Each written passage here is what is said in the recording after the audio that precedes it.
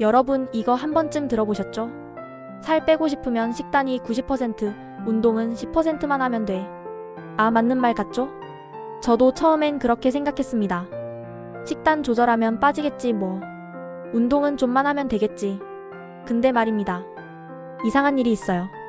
똑같이 먹는데 어떤 사람은 살이 안 찌고 어떤 사람은 계속 찝니다.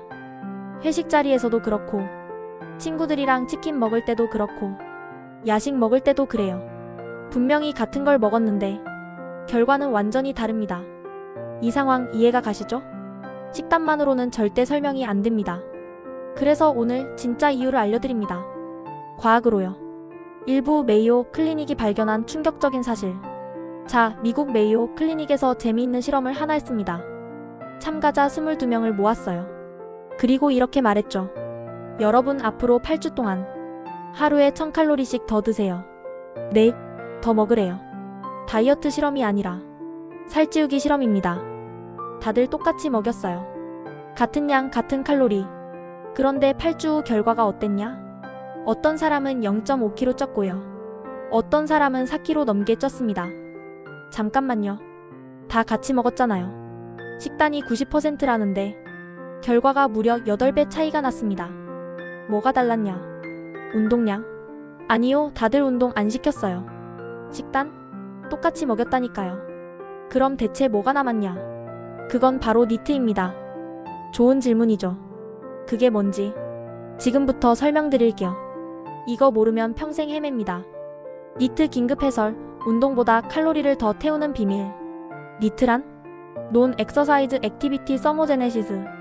번역하면 운동 아닌 것들로 태우는 칼로리입니다. 예를 들어볼까요?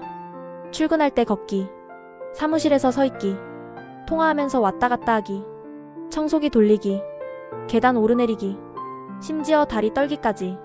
네, 다리 떨기도 포함입니다. 이 모든 게 니트예요. 생각보다 훨씬 많은 칼로리를 태웁니다. 운동 1시간? 기껏해야 300에서 500칼로리입니다. 헬스장 가서 1시간 동안 죽어라 뛰어봤자 500칼로리예요. 그런데 니트는요? 하루에 600에서 2000칼로리까지 차이 납니다. 네, 2000칼로리.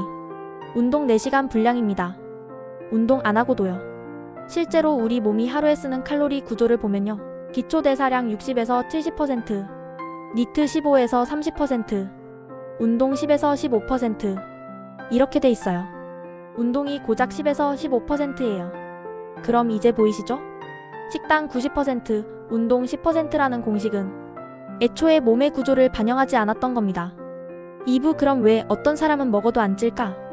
메이오 실험으로 다시 돌아가 봅시다. 살이 거의 안 찐 사람들. 이 사람들 특별한 거 했을까요? 운동 안 했어요. 식단 조절도 안 했고요. 그냥요 움직였습니다. 무의식적으로요. 하루에 700에서 1000칼로리를요. 앉아있다가 자주 일어나고, 서서 일 처리하고, 전화 받을 때 왔다 갔다 하고, 물 마시러 자주 가고, 다리도 좀 떨고.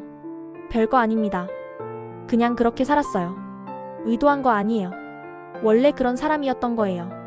근데 그게 전부를 바꿨습니다. 같은 칼로리 먹어도 결과가 완전히 달라진 이유. 바로 이겁니다. 체질이 아니었어요. 움직임이었습니다. 3부 식단만 줄이면 왜 실패할까? 자, 그럼 반대로 가볼까요? 다이어트 시작했다. 식단 확 줄였다. 처음엔 빠집니다. 당연하죠. 오, 이거 되네? 근데 어느 순간부터 똑같이 먹는데 안 빠져요. 몸이 적응했기 때문입니다. 식단만 줄이면 몸은 에너지 절약 모드로 들어갑니다.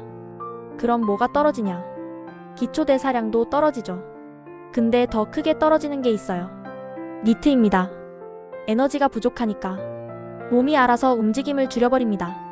의식적으로 아니에요. 자동으로요. 계단 보면 엘리베이터 타고 싶음. 서 있다가 자꾸 앉고 싶어짐. 걸으면 피곤함. 청소? 나중에. 이게 의지가 약해서가 아니에요. 몸이 생존 모드로 들어간 겁니다. 그래서요, 식단만으로는 절대 오래 못 갑니다. 4부 다이어트가 멈추는 진짜 이유, 니트 붕괴 루프. 자, 이제 최악의 시나리오를 보여드릴게요. 운동 열심히 합니다. 헬스장 간다, PT 받는다, 러닝머신 뛴다. 좋습니다. 땀 빼고 왔어요. 몸도 개운해요. 근데요, 운동하고 집에 오면 피곤하죠. 그럼 소파에 누워있게 됩니다. 저녁 먹고는 또 누워있고요. 운동은 1시간 했는데 나머지 23시간은 거의 안 움직여요. 그럼 총 소모 칼로리는 오히려 떨어집니다. 실제로 연구 결과가 있어요. 연속으로 한두 시간만 앉아 있어도 대사 속도가 20에서 30% 감소합니다. 운동에서 500칼로리 태웠는데 하루 종일 안 움직여서 평소보다 니트가 700칼로리나 감소했습니다. 결국 총 칼로리는 오히려 200칼로리 마이너스예요. 그럼 이제 뭐가 일어나냐? 운동했으니까 피곤합니다. 피곤하니까 앉아만 있습니다. 앉아 있으니까 니트가 감소합니다. 니트가 감소하니까 대사가 떨어집니다. 대사가 떨어지니까 체중이 안 빠집니다. 이게 니트 붕괴 루프입니다. 대부분의 다이어트가 여기서 무너집니다. 그럼 운동을 하지 말라는 게 아니라 운동 방법을 바꾸라는 겁니다. 그럼 운동은 어떻게 해야 할까?